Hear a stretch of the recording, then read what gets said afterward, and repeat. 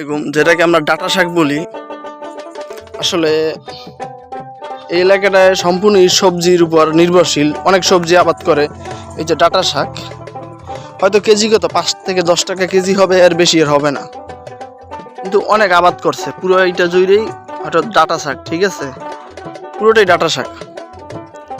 5 থেকে 10 টাকা কেজি, ঠিক আছে। অনেক এরকম ডাটা শাক অনেক আছে ক্ষেত্রের ভিত্তি, এরকম পয়সা হয়, অনেকগুলো হয়, ঠিক আছে। হওয়ার পরে পয়সা থাকে, কারণ কৃষকে মূল্য পায় না, এই জন্য এগুলো বিক্রি, প্রথম কিছু মূল্য পায় তখন বিক্রি করে, পরে আর মূল্য না থাকলে তখন আর বিক্রি করে না এগুলা।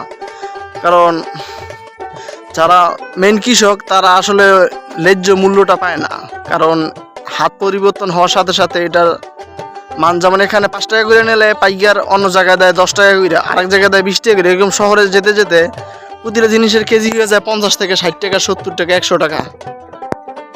এই যে পুরোটা ডাটা শাক, অনেক সুন্দর, অনেক ফলন ধরছে, অনেক, পুরোটা ডাটা শাক। এই যে